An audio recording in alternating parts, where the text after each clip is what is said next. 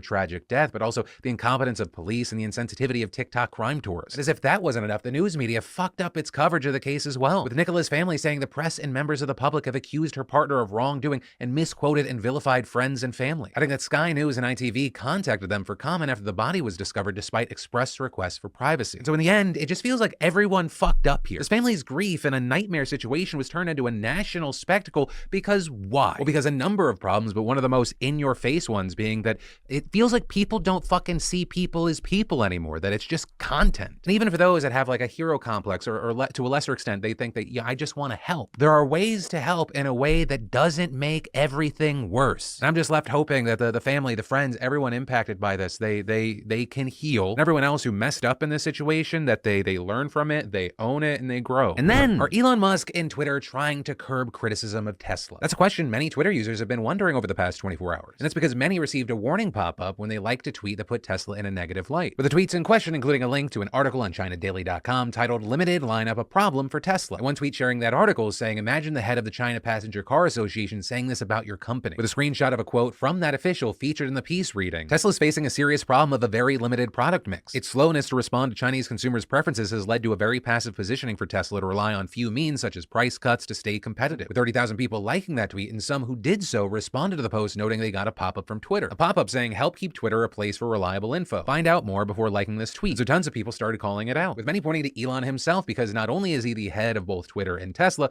but because he has this air of, him being Mr. Free Speech. So in this situation, it appeared he was trying to put warning flags on a post critical of one of his companies. And there were tons of people commenting on this and spreading this. Podcaster Ethan Klein, for example, tweeting, "Elon Musk, a free speech warrior, is automatically censoring articles critical of Tesla. Try liking this tweet and you'll see." And others saying things like, "So Pfizer is currently trending from conspiracy theorists, and those tweets can be liked, retweeted with zero issue," but noting attempting to like or retweet this Tesla post flashes a warning to find further information while providing no further information. Unbiased forum, by the way. And political commentator Hassan Piker writing, "Obviously Elon never bought this website for free speech purposes. He was forced, but this level of petty tyrant behavior where he's trying to stop retweets and likes on tweets about Tesla from spreading on Twitter is a new low I didn't imagine was possible." And that one was extra interesting because people quickly started responding to him saying, "Hey, I actually got the same warning when I liked your tweet about this." But all that said, according to Forbes, the reason for the warning isn't Musk's well-documented sensitivity around criticism of his various brands, and instead saying these kinds of pop-ups appear when you like a tweet linking out to a state-owned news source from Russia or China, with China Daily being a CCP-owned outlet. Forbes also noting that the warning doesn't prevent you from liking the tweet, you just have to read it before you do. And quickly with people realizing, oh, even with non-Tesla articles from China Daily, I get that same warning. Though,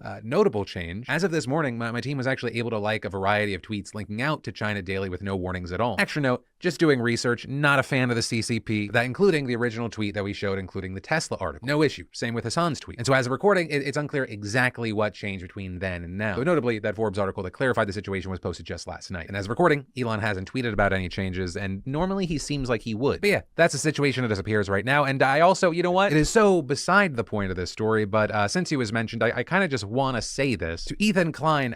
Can you stop talking about my fucking weight on your podcast? Well, I personally use people saying negative things about my weight or my looks as further motivation when I'm working out, to the point that I even do like David Goggins-esque bullshit, like taking the audio of them calling me fat or whatever language they use and mixing it with pump-up songs for my workouts. There are also tons of people that deal with weight issues and eating disorders, which, by the way, it's well documented that I've talked about myself having an eating disorder that I've had to really fight to overcome over the years. So when you say on your podcast to hundreds of thousands and if not millions of people that I am permanently doughy, that I am a ham sandwich, it's fucked, and I think it can have a genuinely negative impact on other people. But that's where I'm going to leave it. I don't want anyone going after anyone because of things that were said about me. I just think that we should all try to be better. And then I want to take a second to thank the fantastic sponsor of today's show, Raycon. I probably got 3 pairs of Raycons, one from a gym bag, a set from my desk, a pair on my nightstand. And that might sound excessive, but it's also easy because Raycons are affordable, starting at half the price of other premium audio brands, so you don't have to choose between products. Get one of each, a pair, a spare. And they have 3 sound profiles: pure sound for when I'm listening to podcasts, balanced sound when the music changes up, and I love the bass sound, great for when I just want to kick it into another gear. Also, if you ever wondered, yes, Philip DeFranco says shit like kick it into another gear. I'm corny, I do not care. There also says a noise isolation, but if you need to hear what's going on around you, just touch and hold the right earbud logo for 3 seconds and you get put into awareness mode. Plus, they're really comfortable with optimized gel tips for the perfect in-ear fit, so they won't budge, and really, trust me, they will not budge. So you ready to buy something small with a big impact? That's what he said. Then click that link in the description box or go to buyraycon.com raycon.com/DeFranco to get 15% off your Raycon purchase. And remember, they offer free shipping, free returns, and buy now, pay later options, and have a 30-day happiness guarantee. And then, Ohio can't get a damn break right now. Where the state's still reeling from the train derailment and the environmental concerns that it sparked after officials decided to burn hazardous materials to prevent a bigger explosion. And then, just yesterday, there was a major explosion at an industrial plant outside of Cleveland that killed one person and injured at least a dozen others. According to authorities, the incident took place at the I. Schumann & Co. metal factory in Bedford, Ohio. The fire department captain Brian DeRocco saying that the firefighters have been called to a very large explosion with heavy fire and smoke that sent debris hundreds of yards, raining down on cars nearby. It was also reported that the blast sent debris across the street, produced a crater in a building, and created a smoke plume that could be seen for miles. With a witness who works across the street saying, "It was the loudest noise we ever heard. Everything was shaking. Things were falling off the shelves here. It blew up half the building. It blew debris and shrapnel. There were cars on fire. We just saw pandemonium after the explosion." And according to DeRocco, 13 people were taken to hospitals, mainly for burns, and one person was in critical condition, with a spokesperson for the county later confirming that a 46-year-old man had died. Now, as far as the cause of the explosion, it's currently unknown. It's under investigation, with DeRocco having described the place as a relatively safe plant, and adding, "It's a foundry, so you're dealing with molten hot metal, so there's always an inherent danger," with I. Schumann & Co. describing it as an explosion of unknown origin, and adding that they'll work alongside investigators in their search for answers. And so while we all obviously send our well wishes to those affected by this horrible blast, hopefully we'll have more information and more answers in the coming days. And then, to save money,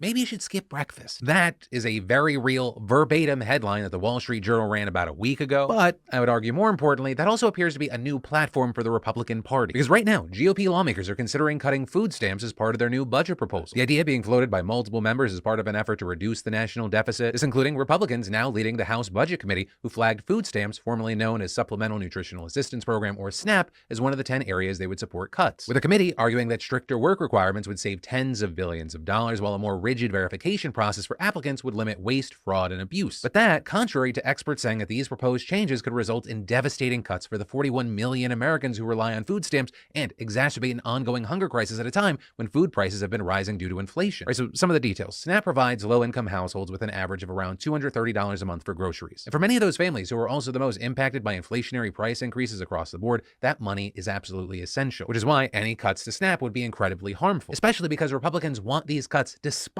the fact that Congress already agreed just 2 months ago to end a pandemic-era program that increased benefits in some states. Back in March of 2020, SNAP was expanded so households could receive maximum benefits instead of benefits based on income testing. And so with those benefits now expiring in March, an estimated 16 million households will see their per-person benefits drop by around $82 a month. And so as a result, we're seeing lots of Democrats fighting against the effort to cut SNAP benefits even more and risk plunging more Americans into hunger. This including Representative Brendan Boyle, the leading Democrat on the House Budget Committee, who told Axios, if Republicans really wanted to reduce families' reliance on SNAP, they wouldn't block efforts to raise the minimum wage, extend the child tax credit, and lower the cost of childcare. But here's the thing, even if Republicans don't end up cutting SNAP in the budget, the program's not out of hot water. And that's because while raising the debt limit is at the forefront of stupid fucking partisan battles right now, we're already seeing a fight shaping up over another essential piece of legislation, the Farm Bill, which notably is a package that has to be updated and reauthorized every couple of years. And it's not whatever, the package is absolutely massive. Not only is it one of the most important tasks that Congress deals with, it also includes a ton of incredibly important subsidies and programs that are imperative to America's food systems, farms, and much more. And one of the super important programs that fall under the purview of the Farm Bill is, you guessed it, SNAP. And so we've already seen Republicans floating the idea of cuts to SNAP as part of the Farm Bill instead. And so as far as what's going to actually happen to the tens of millions of Americans who rely on this, well, at least with the Farm Bill, lawmakers have until October 1st to either enact a new version or just agree on some kind of extension. And then, in this life, we all make mistakes, but rarely do I think we ever make $275 million